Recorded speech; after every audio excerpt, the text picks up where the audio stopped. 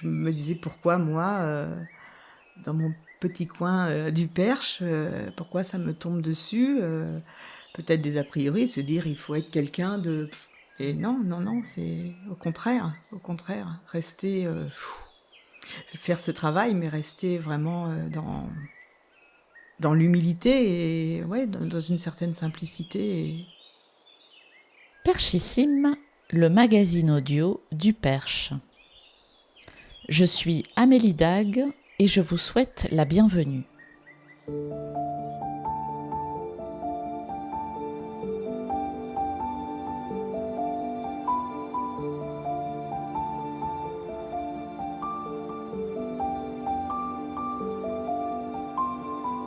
Elle se présente comme énergéticienne ou guérisseuse, mais vous pouvez aussi dire d'elle qu'elle est canal, magnétiseuse et bien sûr hypnothérapeute. Par un de ces hasards qui en fait n'en sont pas, Noëlle Pressard s'est découvert une disposition pour ce qu'elle appelle les énergies subtiles. Aujourd'hui, dans son cabinet entouré de nature, à Vaupillon, elle aide ses clients soumis à des addictions, des angoisses ou du stress à aller mieux. Dans cet épisode, Noëlle explique comme une évidence comment elle a fait de son don une occasion de faire du bien autour d'elle. Bonne écoute. Bonjour Noëlle. Bonjour Amélie. Merci de me recevoir dans ta cabane, c'est comme ça que tu l'appelles ? Je l'appelle mon chalet. Ton chalet. Oui. Qu'est-ce que c'est que cet endroit ? C'est un endroit chaleureux, premièrement. C'est un endroit que j'ai voulu parce qu'il se marie avec la nature. Et comme tu peux le voir, je suis entourée de nature. Donc je ne pouvais pas mettre ici autre chose qu'un chalet composé de bois. 4 ans après, on sent encore l'odeur du bois. Donc c'est un chalet chaleureux pour recevoir les gens qui en ont besoin. Qu'est-ce que tu y fais ici ? Alors je pratique l'hypnose ericksonienne et je pratique ce que j'appelle les énergies subtiles. Parce que je ne sais pas d'où elles viennent.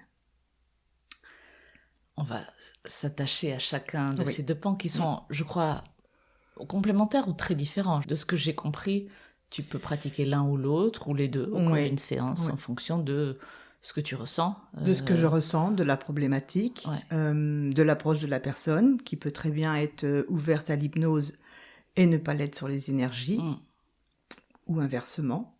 Donc je peux marier les deux, je peux combiner les deux, et combiner les deux, c'est même bien pour avoir un meilleur résultat, je veux dire.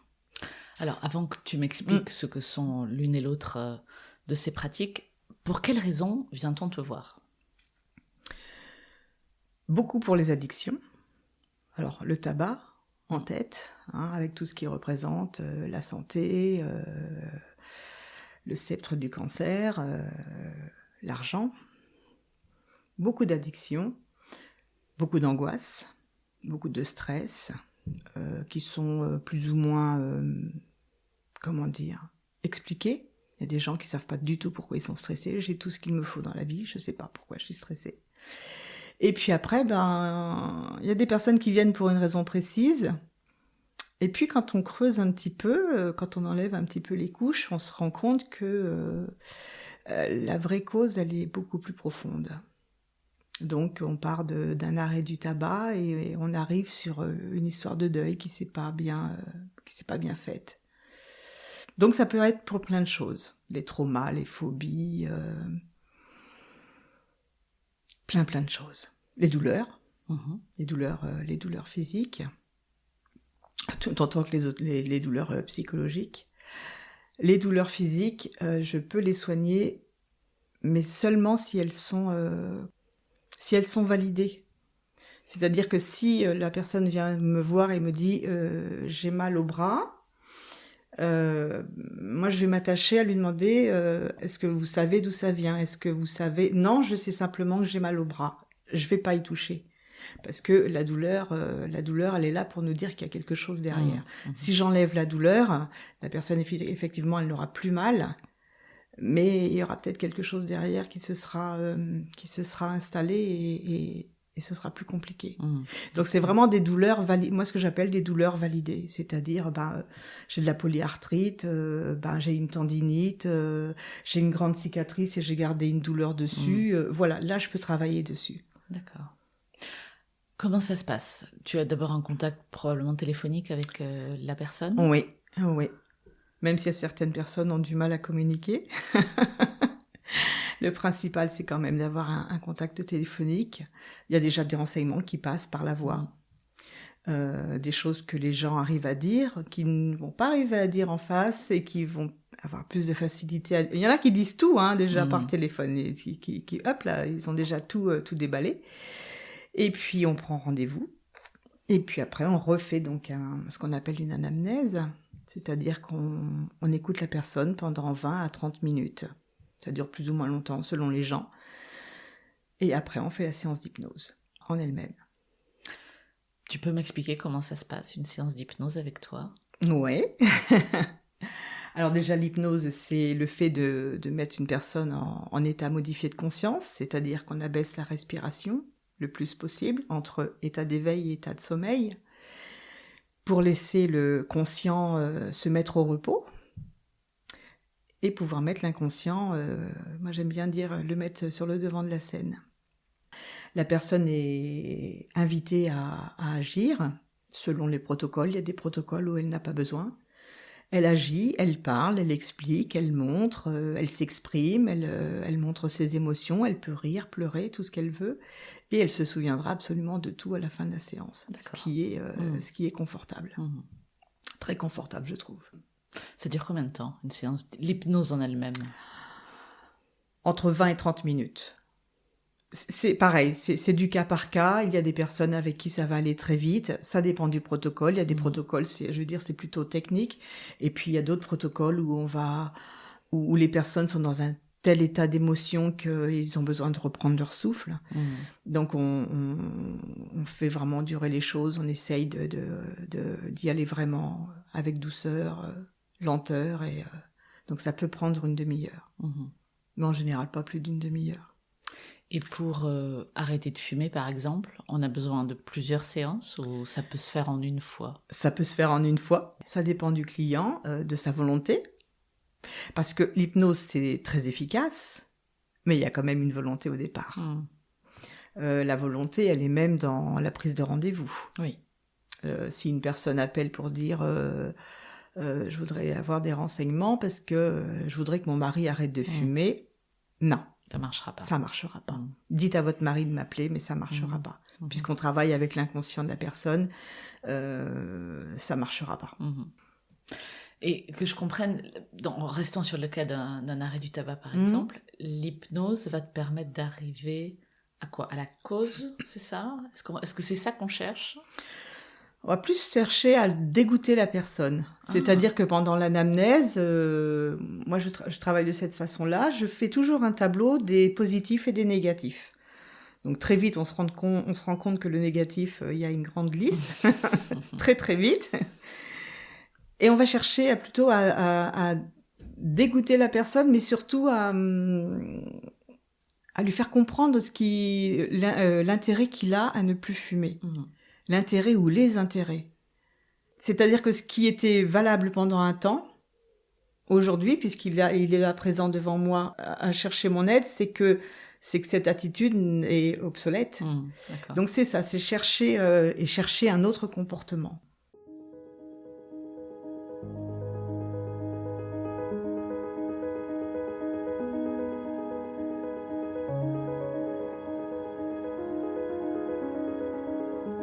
On va sûrement revenir sur l'hypnose après, mais j'aimerais comprendre comment fonctionnent les énergies dont tu parlais tout à l'heure. Alors, en quoi ça consiste, une séance d'énergie?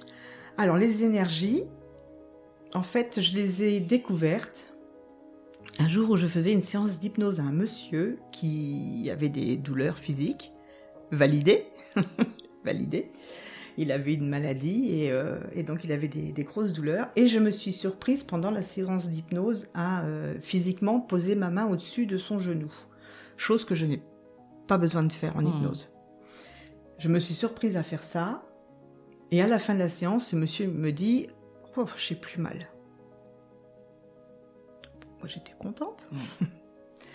Et puis, je me dis « Mais pourquoi est-ce que j'ai fait ça ? Pourquoi est-ce que j'ai ressenti le besoin de poser ma main ?»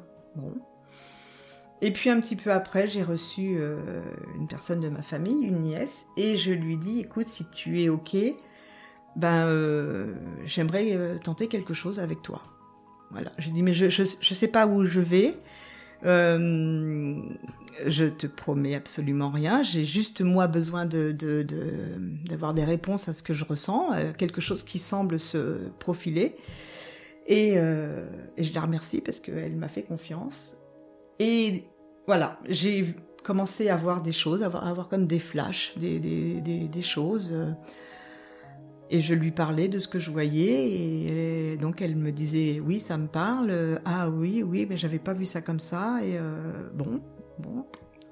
Et puis après, j'ai reçu une autre personne de ma famille qui avait une tendinite. Et là, on a travaillé plusieurs fois sur cette tendinite. Mais je la voyais se tortiller sur la table. Et je voyais des choses sortir, et... elle est rentrée chez elle, elle m'a fait un retour en me disant « Oh là là, j'ai encore plus mal qu'avant. » Et puis 2 jours après, elle me dit « J'ai plus mal. » Donc c'est quelque chose qui t'est tombé dessus. Tombé dessus, comme D'accord. ça, ouais. Et que ouais. tu as découvert, j'entends, presque par hasard. Ou Presque par hasard. Même par quelque chose qui te dépasse. Quoi. Oui, D'accord. complètement.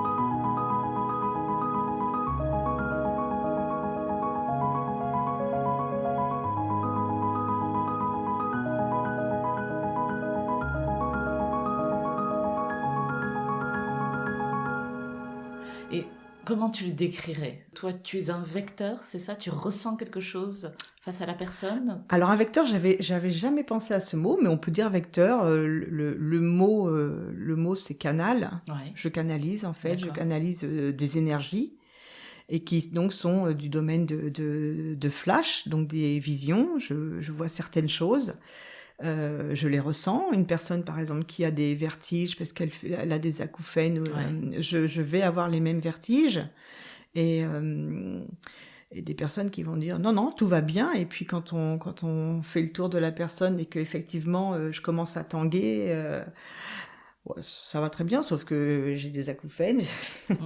Et la liste est longue. Mais les gens, en fait, peut-être qu'ils ont tellement enfoui leur douleur, ou qu'elles n'ont pas été entendues, peut-être.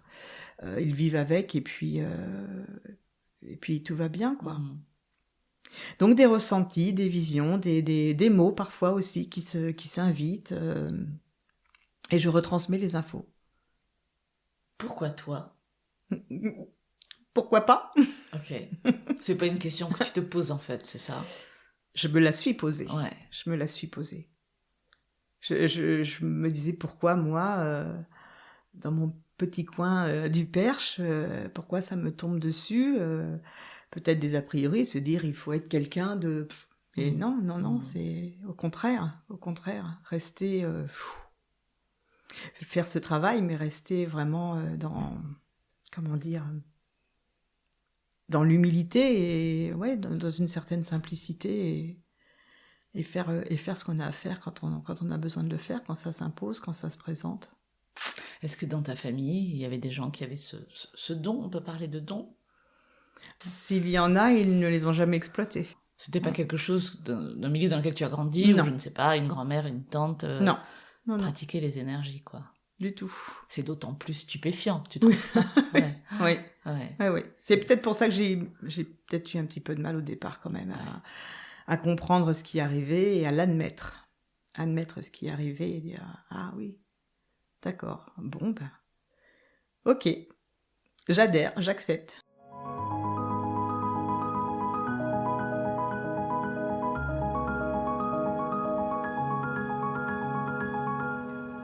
Comment t'es-tu mise à l'hypnose ? L'hypnose, j'en ai eu besoin à une époque de ma vie, D'accord. en thérapie.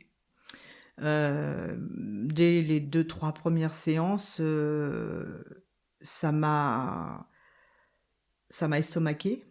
Ça m'a franchement, j'ai été estomaquée. Et puis, j'ai commencé à m'intéresser à l'hypnose. J'ai commencé à acheter un livre, plus un livre, plus un livre. Et je me suis dit, mince, quand même, c'est pas mal ce truc. Et j'ai donc décidé de me former. Donc, tu pratiques l'hypnose depuis 4 ans. 4 ans. Mm. Et en 4 ans, enfin, sur ces 4 ans, sur cette période, est-ce que tu as le souvenir là d'une ou de plusieurs expériences avec des clients au cours desquelles ou à l'issue desquelles tu te serais dit « Oh là là, c'est pour ça que j'ai changé de vie et que j'ai construit ce chalet et que je reçois des gens avec ça. » Ah oui, il y a quelques souvenirs. Oui, il y a quelques souvenirs dans les tout débuts, oui, qui ont été marquants et effectivement me dire, je pense, je sais pas, il devait y avoir un micro ces jours-là parce que c'est vraiment ce terme-là, c'est se dire waouh. C'est dire c'est pour ça que je fais ça. Je sais pourquoi je le fais. Ouais. Quand tu as un retour, mais qui me dépasse même. Je vais pas dire qu'il dépasse mes espérances parce que moi j'ai rien à espérer. C'est la personne qui est la seule à soigner. Mais quand la personne te fait un retour et quel retour, tu te dis oui, je sais pourquoi. Je sais que je suis à ma place. Tu te souviens de ces retours ou de l'un de ces retours? Ouais. Un monsieur qui vient un peu timide, un peu beaucoup même, un peu perdu dans son corps, un peu paumé, et qui voulait retrouver confiance en lui. Et donc je pratique l'anamnèse et je lui demande depuis quand il considère qu'il n'a pas confiance en lui. Et il me dit c'est depuis tout petit. Donc je creuse, je lui demande des renseignements sur ses parents. Un père qui le battait comme plâtre, une mère qui était passive face à tout ça, elle regardait, mais elle était passive face à tout ça. Et ce monsieur avait donc perdu ses 2 parents. Et je lui dis, écoutez, avant de faire quoi que ce soit d'autre sur la confiance en vous, moi je pense que ce qui serait bien, c'est de faire un deuil sur votre papa. Il a disparu, je pense que vous devriez faire un deuil sur lui, sur tout ce qui... Voilà. On fait un travail de deuil et la séance, c'est ce que je te disais tout à l'heure, ça peut être long. Et c'est à ce monsieur que je pensais. Parce que ce monsieur, il est revenu plusieurs fois en fait dans la séance. C'était tellement lourd, c'était tellement lourd qu'à plusieurs reprises, il a rouvert les yeux et qu'il me disait « je peux pas ». Et il pleurait. Il dit « je ne peux pas ». Je lui dis, il faut y retourner. J'ai dit, là, on a commencé le travail, il faut aller jusqu'au bout. Je le faisais repartir. Et il revenait. Et le pire, c'est qu'il me disait, je sentais qu'en fait, même disparu, son père avait encore une emprise sur lui, au point qu'il me disait, non, je peux pas couper les chaînes avec lui, je peux pas couper les chaînes avec lui, il va c'est comme s'il me disait, il va me massacrer, quoi, il va m'achever. Je l'ai aidé. On est reparti. Je l'ai aidé dans le travail. J'ai vraiment été active dans le travail. Il aurait pu le faire tout seul, mais là, c'était vraiment très, très compliqué. Et puis, on a fini. On a fini le travail. Il était défait. Et je lui donne rendez-vous 3 semaines après pour continuer. Il revient me voir après. Je lui dis, ça va ? Oui ? J'ai dit, alors quoi de neuf depuis la dernière fois ? Et il me dit, pas grand-chose, il n'y a pas grand-chose de changé. Ah si, à part que ma femme, elle me dit que je fais plus de cauchemars. Je dis, mais les cauchemars, c'était à quelle fréquence ? Quasiment toutes les nuits. Depuis combien de temps ? Depuis, je crois que ça devait faire... entre 10 et 20 ans, depuis que son père était parti. J'ai dit, est-ce que vous pouvez m'expliquer un peu le schéma d'un cauchemar ? De toute façon, il y a toujours quelqu'un dans mon cauchemar qui me poursuit, qui me court après, qui veut me tuer. Et je lui dis, vous les faites plus, ces cauchemars ? Il me dit, non, mais c'est ma femme qui me le dit, parce que avant, quand je faisais mes cauchemars, je bougeais dans le lit, et donc ça réveillait ma femme. Et là, elle m'a dit que je la réveillais plus. Pas mal. Pas mal. En une séance, aussi éprouvante soit-elle. Oui.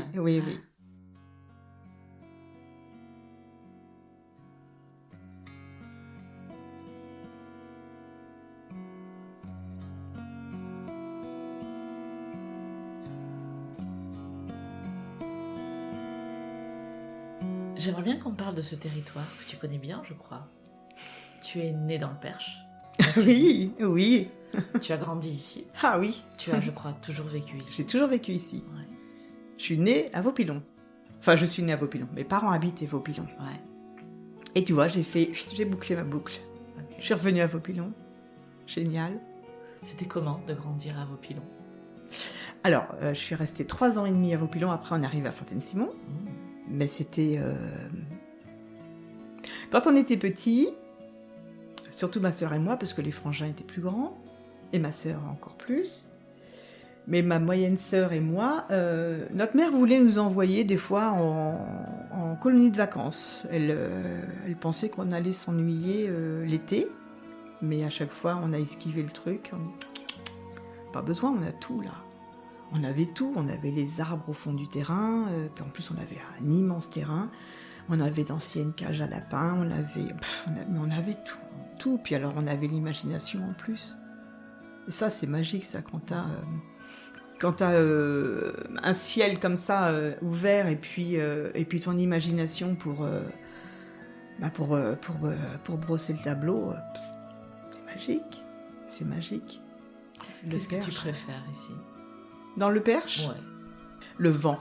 Ah. Ouais, je suis une fille du vent. J'adore le vent. Il y en a beaucoup. Beaucoup disent qu'il y a beaucoup de vent ici dans le Perche, mais moi j'adore. Puis je trouve que c'est porteur de messages, ça nettoie, ça balaye les nuages, c'est le bruit dans les arbres, c'est...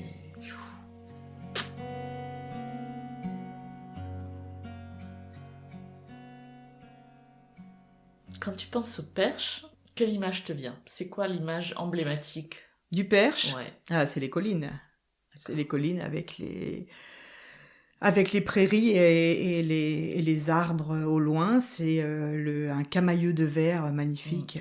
C'est ça, c'est avec le vent qui vient balayer tout ça. Quand tu as le vent qui vient balayer un champ de blé, déjà remarqué? Il le prend comme ça, à rebrousse-poil. D'un côté, tu as une espèce de doré, puis quand il le reprend dans l'autre sens, c'est pas la même couleur. C'est une caresse. C'est une caresse. Est-ce qu'il y a un son caractéristique ou un bruit caractéristique du Perche pour toi? Ah ben ça va être des sons, c'est les oiseaux. C'est les oiseaux. Et tous. De la chouette au rouge-gorge, enfin tous. Hein. Les hirondelles, le coucou. Ouais. Le coucou au mois d'avril. Et puis là, en ce moment, c'est vrai qu'on a une chouette, nous, qui est là. Une diurne, elle est là. C'est magnifique. Une odeur? Le foin. Bah oui, ça rappelle tellement l'enfance.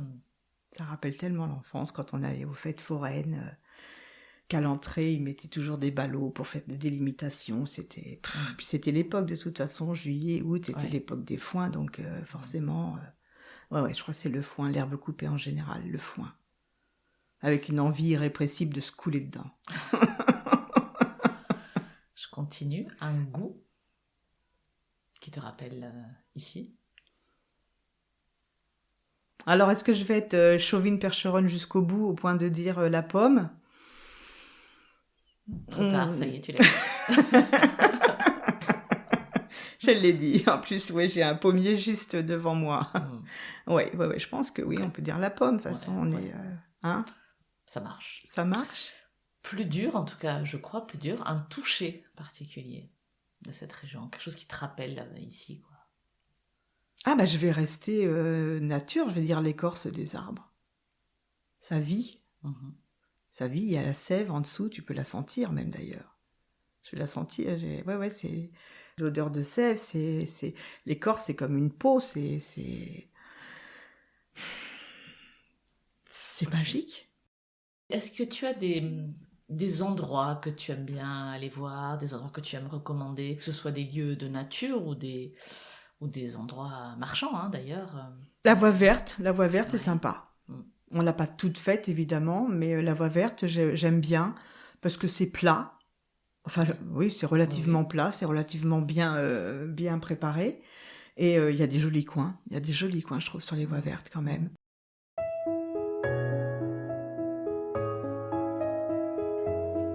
qu'est-ce que je peux te souhaiter avec tout ça? Eh bien, de continuer sur ma voie, parce que je sais que je suis sur ma voie, je l'ai enfin compris, admis, accepté, voulu, choisi, tout ce que tu veux. Construit. Non, que ça continue pour que je puisse aider au mieux les personnes qui en ont besoin, pour mon épanouissement personnel, pour mon évolution personnelle. Puis voilà, qu'il y ait un échange entre les personnes qui sont je ne sais pas si on peut dire en détresse, quoique certaines personnes sont en détresse, je pense. Donc les personnes qui en ont besoin en tout cas.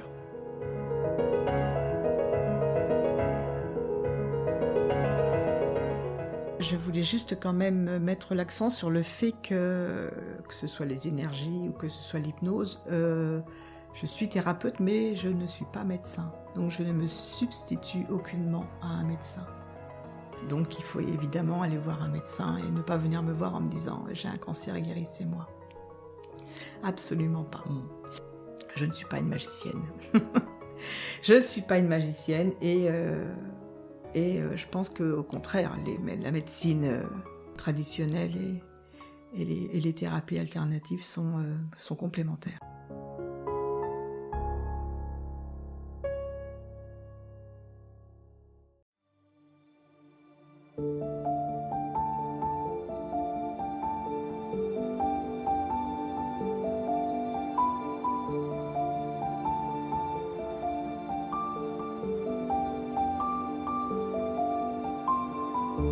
C'est la fin de cet épisode.